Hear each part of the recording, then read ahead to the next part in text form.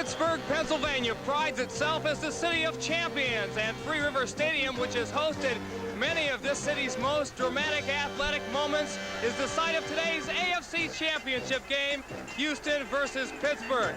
Good afternoon, everyone. I'm Mike Adamley, and the reason why I'm standing here without a coat on like an idiot is to illustrate a point. You know, on cold weather days, coaches like to play amateur psychologists. They like to psych their players into thinking it's warm when in actuality it's not. Certainly the Pittsburgh Steelers do this better than anyone. They have won 15 consecutive games here in this stadium, but they are especially tough when the weather is rugged. Certainly the Oilers took note. Yesterday in practice, several of their players were running around with just shorts and short sleeves to combat the weather.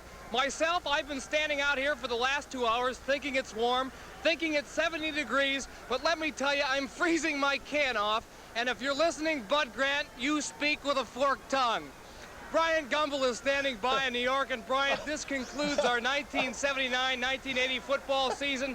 As always, it's been an enjoyable one working with you, and I think, pal, we are going to be treated to a whale of a football game. You saved your best opening for last. There are a lot of amateur psychologists at home talking about you right now. I agree with you. I think we've got a great game. I agree with a lot of people that today is the Super Bowl because the NFL's two best are playing here today. But, Mike, as we look at this game, we've got to think back to those injuries to Campbell, Pastorini, and Burrow.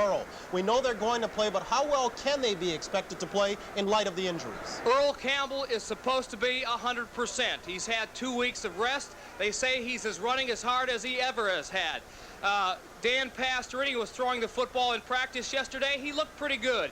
And with the conditions fairly dry, he should be mobile this afternoon, so I think they'll be ready. Okay, Mike, much has been made of last year's 34-5 verdict. Is it going to be any factor at all? Is it going to be on the minds of either team? I don't think so. If any team in football can beat Pittsburgh, it's the Houston Oilers. They beat them earlier in the year in the Astrodome, and they are the last team to beat the Steelers here in Three Rivers. So I don't think that's going to be a factor.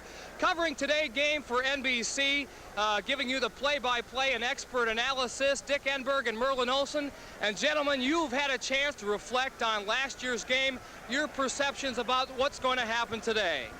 Michael, last year we were blessed with a bad day. It was a freezing rain, as you'll recall. The icicles forming on the crossbars as Pittsburgh froze out Houston 34-5 and earned a trip to the Super Bowl victory later in Miami. It's cold today, but at least we don't have the precipitation. Well, this is great weather compared to that one last year. I think, though, the thing we have to think about, Dick, is that it's like a good news, bad news story. The good news is that the Houston Oilers have overcome all their adversity, all the long odds, all the problems. They're in this AFC Championship game. A lot of people never expected them to be here. The bad news, they have to play this game in Pittsburgh against the best team in football, a team that is 23 of the last 24. They've won at home, 15 in a row. That's bad news in cold weather especially. Well, you talk about the good news, Earl Campbell will play, but can Campbell play well on what amounts to a frozen turf, at least 50 yards of it? Well, he was trained on dry turf, and he plays well on artificial turf, but in the snow and on the ice, and we do have ice on the field, could be very difficult for him today. We'll watch him early. Now back to Brian Gumbel in New York. Okay, Dick Enberg, thank you very much. Later today, after Houston and Pittsburgh get done, the Rams and Buccaneers will meet for the NFC title game, and that's news. First time in 12 years, neither the Vikings or the Cowboys will be involved in that game. Rams have been in this championship 5 of the last 6. Tampa Bay Buccaneers, first time ever. They've come a long way in 4 years, but Doug Williams says there's no pressure on them. One time you let the pressure get to you is when you read what the press say and you know, listen to what people say. And if you sit there and believe that, then the pressure get to you. But if you read it and just let it go by, you wouldn't worry about it. We're just going to have to stop Ricky Bell. He likes to run outside and likes to run up the middle on the I plays, M leads.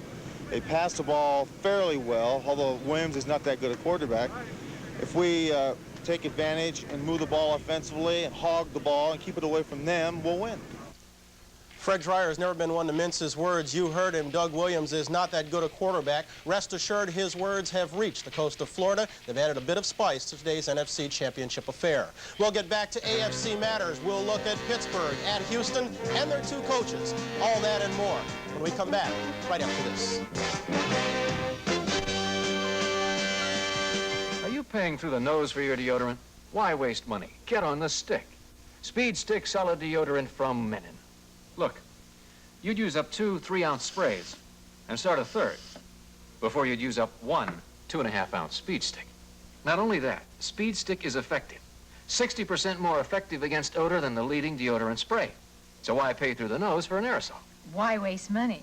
Try Speed Stick Solid Deodorant from Menon.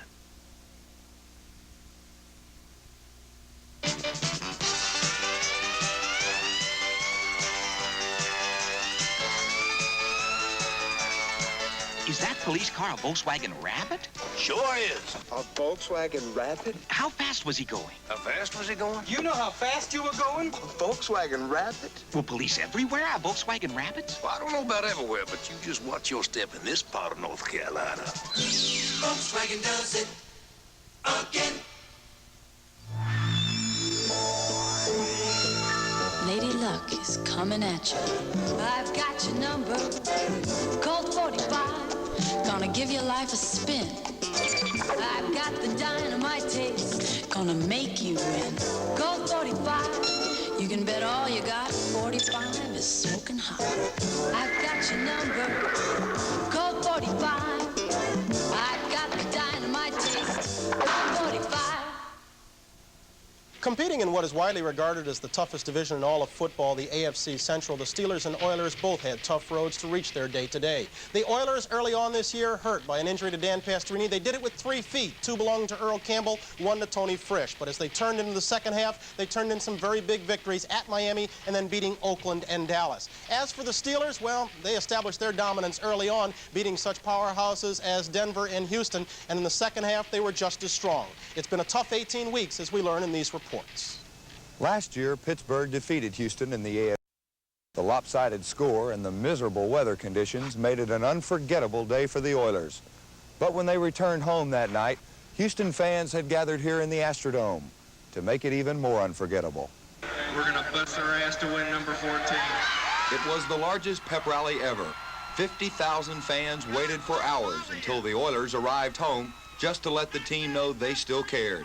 And win or lose, there will be another pep rally tonight when the Oilers go home. But I believe that had a lot to do with us going back this year.